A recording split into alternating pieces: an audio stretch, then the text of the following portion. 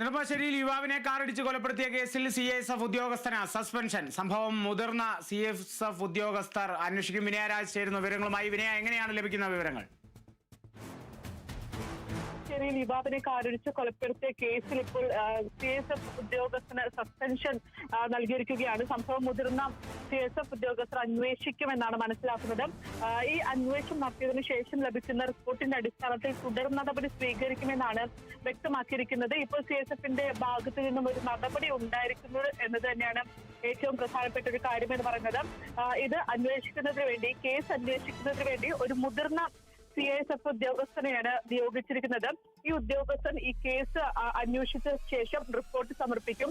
തുടർന്ന് ഈ റിപ്പോർട്ടിന്റെ അടിസ്ഥാനത്തിൽ മറ്റു തുടർ നടപടികൾ, ഈ രണ്ട് ഉദ്യോഗസ്ഥർക്കെതിരെ മറ്റ് എന്ത് തുടർ നടപടികൾ വേണമെന്ന കാര്യത്തിൽ ഈ റിപ്പോർട്ടായിരിക്കും ഒരു അന്തിമ തീരുമാനം ഉണ്ടാവുക.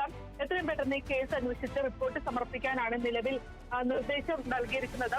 ഈ സംഭവവുമായി ബന്ധപ്പെട്ടുകൊണ്ട് തന്നെ രണ്ട് CISF ഉദ്യോഗസ്ഥരാണ് ഇപ്പോൾ അറസ്റ്റിലായിരിക്കുന്നത്. CISF SI വിനയ് കുമാർ ദാസും ബിഹാർ സ്വദേശിയായിട്ടുള്ള CISF കോൺസ്റ്റബിൾ മോഹൻ കുമാർ എന്നിവരാണ് ഇപ്പോൾ നിലവിൽ പോലീസ് അറസ്റ്റ് ചെയ്തിരിക്കുന്നത്.